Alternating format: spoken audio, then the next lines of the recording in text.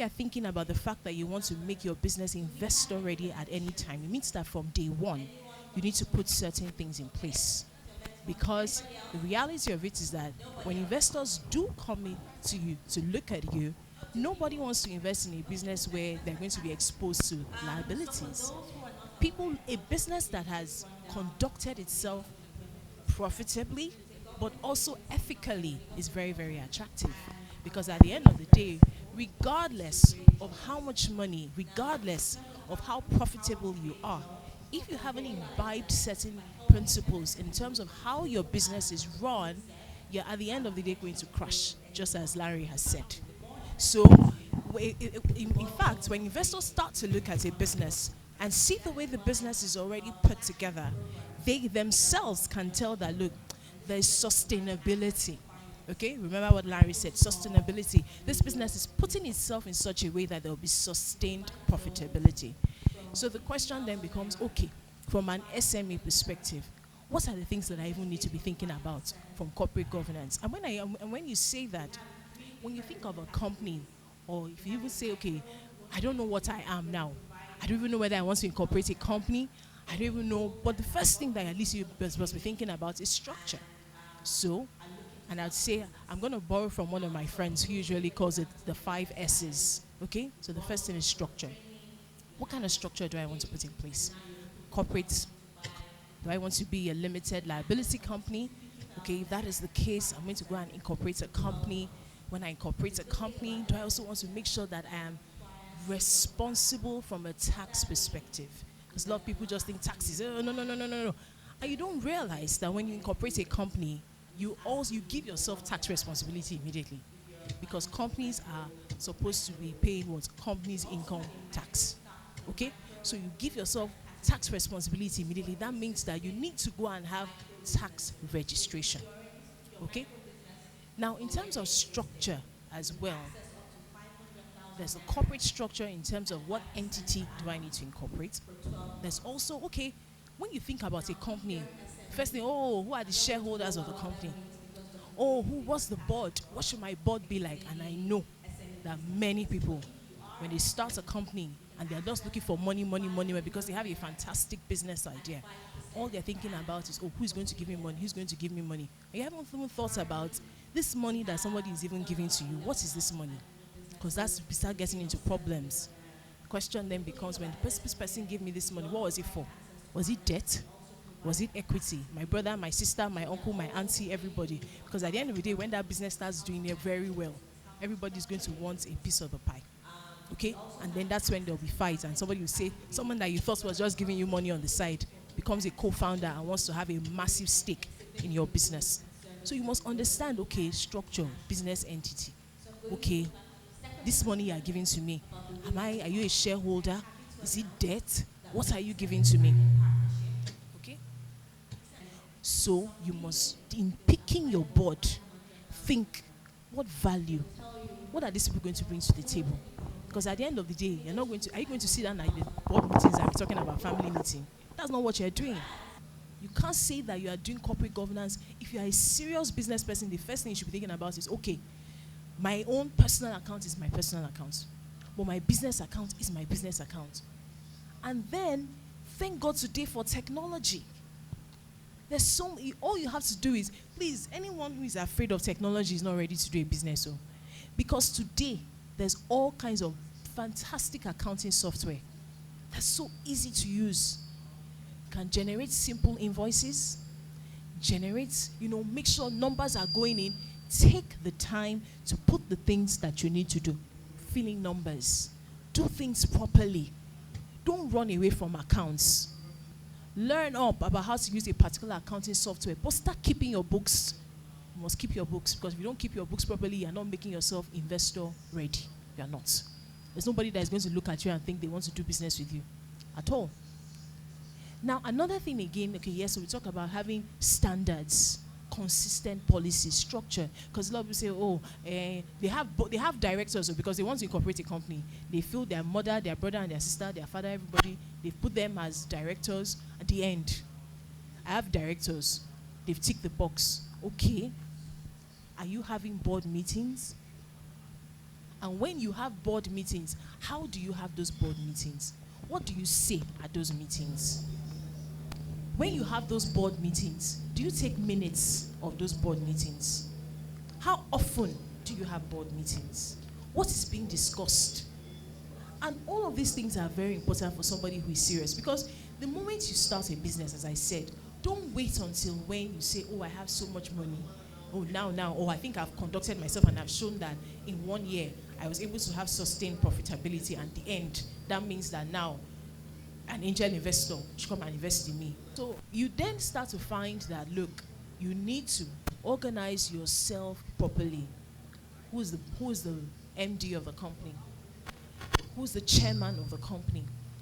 Oh, this chairman of the company, will I make sure that this same chairman is someone at least that has the clout to be able to help me to find business and also to lead the board? So these are all of the types of things, even from a board perspective. As I said, you have to stop me. So when you get, just say, if you want me to start random, just tell me 2 more minutes, because I could just be going on. Probably 1 minute. Okay. Okay. I'll say something. I was saying that, I have a friend who talks about 5 S's, and she talks about shareholders, she talks about structure, standards, and services, and secrets. Okay? So secrets is IP. Okay? Protecting your IP, your trademarks, your patents. Okay? Secrets, standards. What types of, some of you may just have some smaller businesses that you can just have a 1-pager or a 2-pager for standard terms and conditions. But you know that, okay, but you must put something down in writing in terms of when you do business with me, this is what it is. These are the terms and conditions on which I'm contracting with you. And then also services. Who are your people that you usually deal with? Okay, who are the people, your stakeholders? What types of contracts do you have with them? What types of relationships? How do you engage them? So I think in a nutshell, if you're able to put all of these things here and there, sorted yourself a bit from an accounting perspective, from a structure perspective, a blend of all of this and consistency. I'm sure I'll have another turn to be able to speak again, and then I'll talk to you a bit more about what we call general representations and warranties in what you have in an SPA. An SPA is like a sale purchase agreement, and that's when an investor is trying to buy into your business, you will have that kind of agreement signed. And then the level of reps and warranties that are required that you have to make about your business is extremely important, because then that can put you in a lot of trouble if you haven't organized your business very well. Thank you. Thank you, Seyi, for demystifying corporate governance. A lot of questions that have been coming in will be for the master strategist, as I call him, Mr. Monye. But I will let you, but I will talk to, this question will go to Mr. Kofi, Abunu, before we come for a lot of questions. All the questions here is Mr. Monye, and also to you. Okay, so we have someone who is an expert at franchising. And so I know that now, a lot of businesses, seem to be going in that direction. But then the SMEs also have a thing or two to learn from the franchising model. And so, what lessons do you think, SMEs can learn from, franchising? Franchising is a model that a lot of businesses around the world have used to scale and expand their businesses. Basically, some of us call it expanding your business with other people's money. Now, for a lot of SMEs, sometimes you'll operate your business for 1 month, 2 months, a year, and all of a sudden you feel you're ready. That's actually the way to go. Franchising is basically just taking somebody's business concept that they've established. Okay, they've put in all the processes, standards, and you basically taking that proven concept and operating it yourself. It's a lot less risk than trying to start up your own business. Now, for anybody to want to franchise your business or want to buy into your business, they'd want to see proof of your to understand that your business being successful for. Okay. So a lot of time is good that you've operated your business for at least a minimum of 3 years before you consider franchising. And even at that, you now have to start putting in a lot of structures and processes in place. Seyi talked about corporate governance and talked about IP, all right? What stops somebody from taking your business idea and copying it for themselves? Or the only thing that makes it different is that you have intellectual property on how to operate that type of business that they do not have. And if I give you an example of our business, Chicken Republic. Now, Chicken Republic is not the first fast food restaurant in the world. It had to get its idea from other franchises. So as much as we are doing similar things, it takes time for anyone to scale up to that level. And we're getting there, don't get me wrong. We're gradually but slowly moving ourselves forward, and that's basically how you need to do it as well, okay?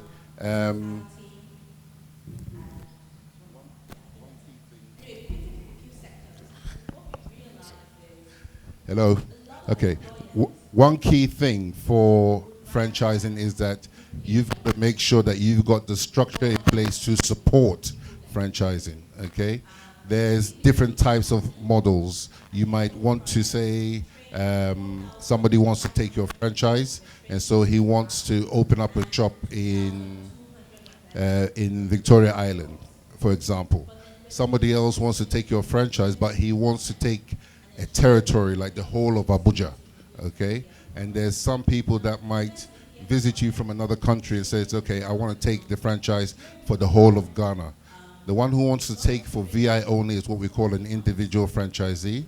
The one who wants to take for Abuja, for example, is what we call a territorial franchisee. And the one who wants to take for the whole of Ghana is what we call a master franchisee. And they all have different rights, okay? One of the biggest and key things, especially in Africa for franchising, is your franchise agreement, okay? It's very important that you have that locked down. But understand that when you open up a franchise, you're going to be, as a franchisor, you're going to be offering a lot of training, you're going to be offering a lot of support, you're going to be offering a lot of marketing initiatives to make sure that the brand is still viable and still relevant within the market. Okay? So thank you. Thank you, Mr. Kofi. I'll go straight to Mr. Monye because there seems to be a lot of here. And I think he needs to tell us his story of how he started. Someone is interested in that. And the person has asked, how were you able to scale CUC, yeah? Consulting. Also, what were the systems and structures you had to put in place to scale the business for a consulting business? What are the necessary structures to grow? So we'll hear from the master strategist. Okay. Good afternoon, ladies and gentlemen. Good afternoon, ladies and gentlemen. Good afternoon. You know, do I have 1 hour for this question?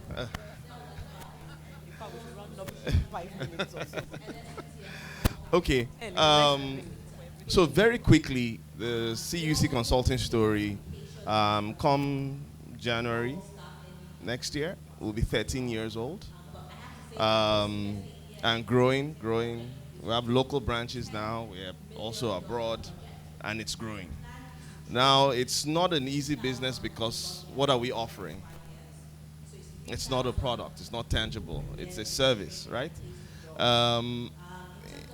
We know the kind of market we're in. The average Nigerian believes they know it all. So when you come and you say you want to provide advice, the first reaction you typically get is, what do you want to tell me that I don't know? I'm experienced. But what has happened over time is that people are beginning to realize that they need help, and they need to be comfortable with reaching out for help. Okay? And I'll share a few examples and real life, situations of what has helped, let me say, consulting business thrive, especially in the case of CUC. Key observation is that when people, for instance, get into certain life stages, they reflect on where they are. What have I done so far? Typically, when they turn 30, when they turn 40, when they turn 50, when they turn 60, or they just got married, there are different activities, different events in their lives that make them reflect and say, wow, what have I been doing with my time? I need to do something significant, okay? Now, over the years, the company has grown in terms of structure. I have some of my colleagues here. Some of them are 24 years, some of them are 27. You talked about corporate governance earlier. And I'm happy you tried to bring it down, because some people, when they hear governance, they're thinking maybe government, something heavy. Sometimes corporate governance is even a mindset, okay? That you're able to ensure that you put systems to keep yourself accountable. Today, I don't even sign. I only recently learned how to do *737 on my phone, so that at least people that are asking me for small money, I can give them. But before that, everything about accounts and all that remained with accounts and finance department. I don't get involved. Those are some of the things you put so that you separate yourself. It has nothing to do with you. Now, I'll tell you, even though I'm telling my story in the middle of it, let me also share a few insights and recommendations. Some people have reached out to me several times because they heard, that we advised a client that took her product abroad, and we're able to get into Walmart. They are now in several stores, more than 1,000 Walmart stores. Okay, and they come to me because they want me to help them. And you come to me, you want me to help you, and you don't have structure. You don't have systems in place. Even in CUC story today, we have branch now in Asaba. We have branch in Benin. The headache without technology, the headache even in communicating or collaborating, that we have a project, a nationwide project, you have to work. The person in Lagos has to work with the guy in Asaba, has to work with the guy in Benin. How would they do it? Night boss, go to Asaba in the morning, go and have a meeting, come back the following night. How do you want to do it? It's technology. How does HR track many things? How does HR track time? We know some of the issues that we have as SMEs. What are they? One is that trust issue. They will tell you there's a huge trust deficit. I'm on the board of House of Tara. I've heard all manner of stories when it comes to even franchising and all that. What are the systems you put in place to ensure that even after you sign the agreement and all that, that people are even adhering to it even in the first place? Sometimes it's simple. Sometimes it's, let me use something that I did for my own nannies at home. Nannies at home is a system and structure. I put structure. I just noticed that sometimes certain things were not done at home properly because I'm in the office. My madam too is also in the office. Then someone said, but do you have a CCTV at home? Put a camera. I said, but if you need camera, for you to put camera, you will now put internet. They said, no. Before that one, just put camera first. Let them even just think that something is watching there, that Big Brother is watching them.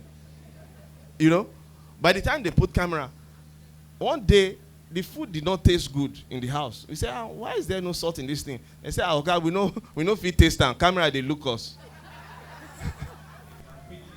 Yeah? It is a system, believe it or not, because it's working.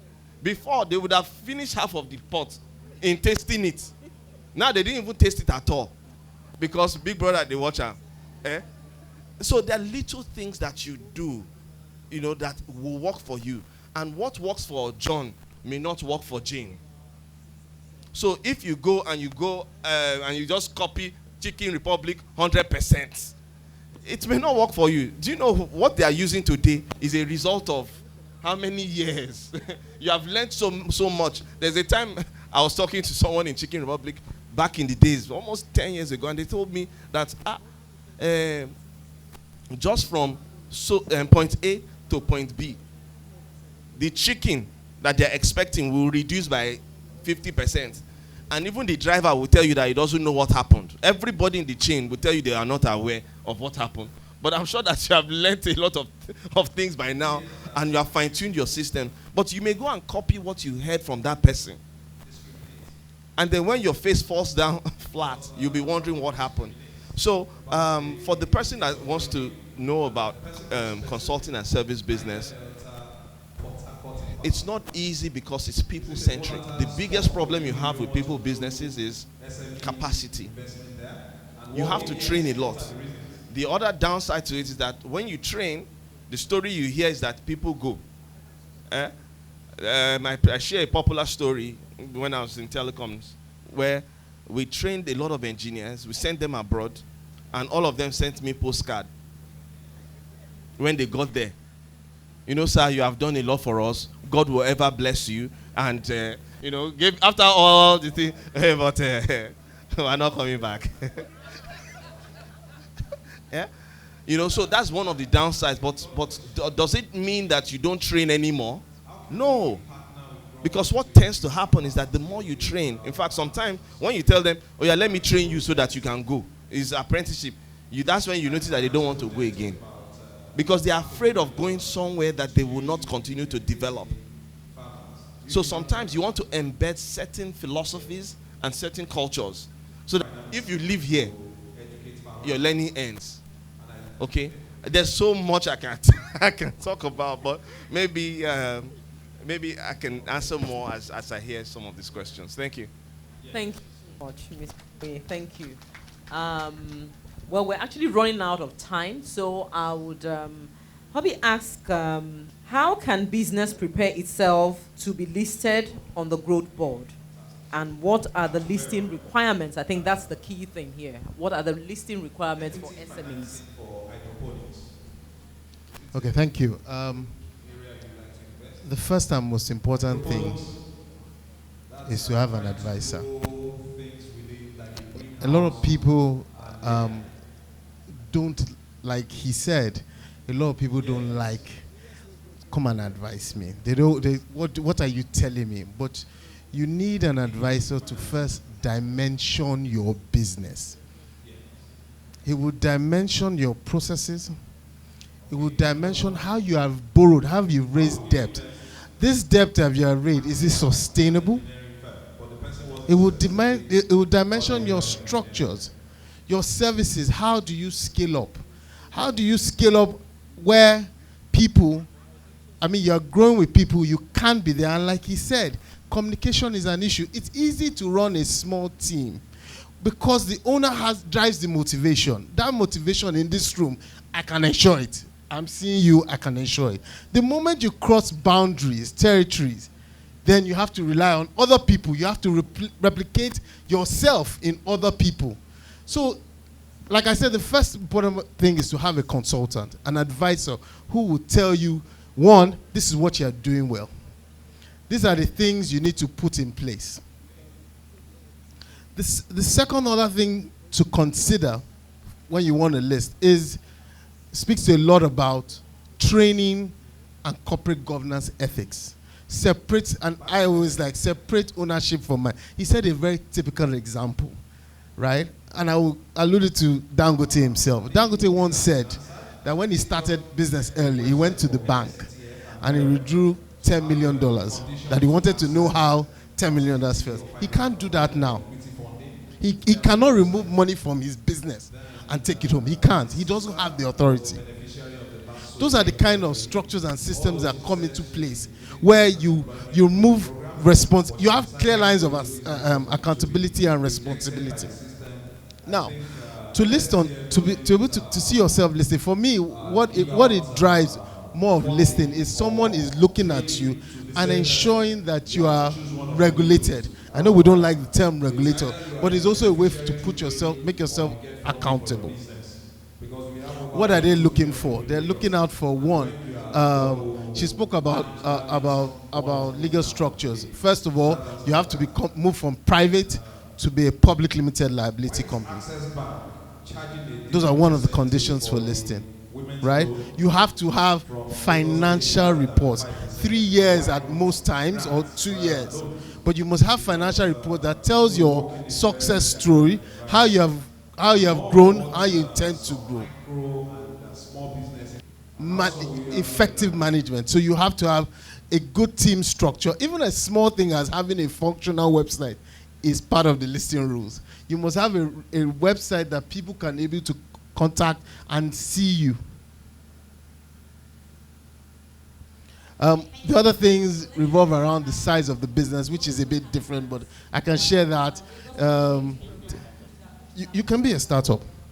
Yeah. So one of the rules that we have for one of the rules we have for a startup is there must be either a technical partner who is your mentor, or a co-investor, or a co-investor, or a high network individual with experience. Usually we say this experience, the person has to be a director in a listed company because he's being trained on corporate governance. He can imbibe those values in you. We've run out of time, and I'd like to thank everyone for coming. And if your questions were not answered, they're still here. So right after this session, you can, probably grab one of them and, get your questions across to them. Well, we can now, see that structures and system, are very key, for scaling. Because as a business, if you need to take your business to the next level, you definitely have to have structures in place. You have to have systems. And of course, from the franchising model, we can also learn, some of those things that they do, to help us. Even though we're, small and maybe medium and growing, that we can learn all of those things. And, well, for me, I would say that, we need to really seek advice, on all of those issues, because no one business can, do everything, or know everything at the same time. Sometimes I know when we're starting out, our focus is to get the funds in, make money. But as you're doing that, also think about how you can put things in place, structures in place, so that you become attractive. And even if you have, people who are interested in your business or people who want to partner with you, those are the things they're going to be looking out for. And so thank you all for coming. And we'd like to thank our panelists, for the marvelous job. And I know that, they're still available. I'm sure none of them are rushing off. So you can grab them and ask a question or two. Thank you so much. Thank you.